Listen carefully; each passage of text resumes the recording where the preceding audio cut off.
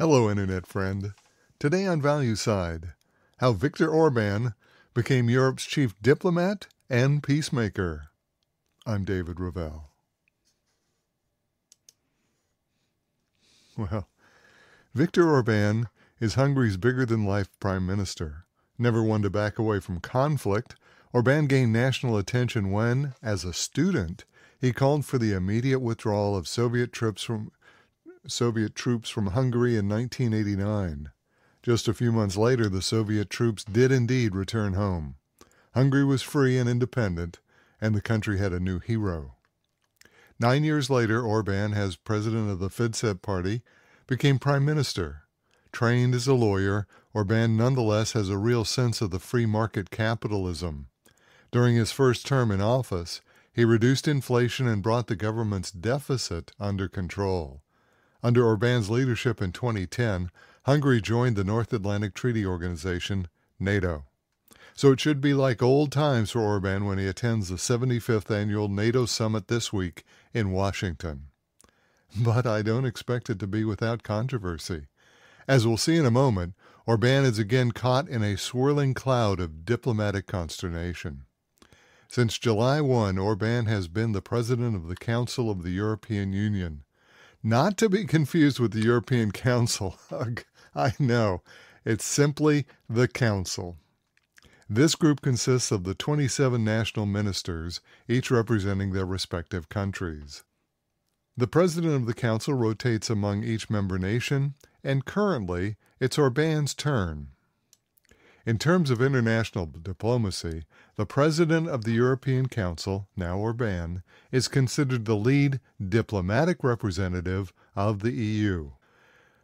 Although in real terms, the senior bureaucrat of the EU, such as Charles Michel or Ursula von der Leyen, make the real decisions, this current position gives Orban the ticket to visit heads of states on behalf of the European Union. And that's just what Orban has been doing. Wasting no time, Orban accepted an invitation that Volodymyr Zelensky had extended some time ago to visit Ukraine. Just the day after assuming the presidency of the EU Council, Orban flew to Kyiv. Orban is a man on a mission and was wasting no time. Orban wants to end the conflict in Ukraine, and his immediate goal is to bring about a ceasefire. Although this comes as no surprise to any careful observer, it may have caught Zelensky off guard. Although Zelensky had welcomed almost all the European leaders to Kyiv, this was the first time anyone wanted to talk about peace. All the rest had pledged some sort of military or economic support for the Ukraine war. But Orban came in search of a way to stop the fighting, not promote it. In a joint press conference standing next to Zelensky, Orban disclosed his objective, quote, "I asked the president to consider whether a quick ceasefire would speed up the peace talks." Someone from the West talked about a ceasefire for the first time in this war between Russia and Ukraine. Unthinkable from most of the other NATO countries. For his part, Zelensky rolled with the moment, mumbling something about common European priorities and a just peace, but it became apparent that he had no clue where Orban was going. What came next caught the entire European Union, to say nothing about all of NATO, by complete surprise. Orban flew to Moscow to meet with Russian President Vladimir Putin. To the collective West, this was a complete breach of decorum and dangerously close to seeing Russia as a responsible member of the global family of nations. If Orban, as titular head of the European Council, met with President Putin, it would give Russia the mantle of respectability that the West has tried to deny for 2.5 years. The BBC called Orban Russian-friendly. Le Monde noted that it triggered anger throughout the European Union and amounted to mere capitulation from Ukraine. France 24 said that Orban's effort were mere appeasement. Zelensky outright repudiated Orban, saying that only, quote, a strong alliance member could negotiate for Ukraine. There were even rumblings that the EU may revoke Orban's presidency on the Council in an unprecedented move. Such was the heated rhetoric coming from throughout the Atlantic Alliance. It was the standard kill the messenger reaction that we've seen throughout the Russian-Ukraine war. Anytime anyone discusses ending this conflict, they are met with hostility, as if peace is such a bad thing. As Orban noted in Moscow, quote, "The number of countries that can talk to both warring sides is diminishing," Orban said.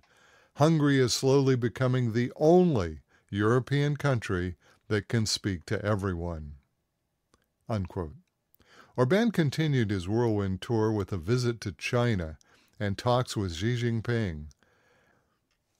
According to Chinese state media, Xi told Orban, quote, "The international community should create conditions for the resumptions of direct dialogue and negotiations between the two sides and provide assistance. It is in the interest of all parties to seek a political solution through an early ceasefire." In a week, Orban had visited 3 capitals, meeting with the leaders of 2 belligerents, Russia and Ukraine, and the 2 principal leaders of the global South, China and Russia.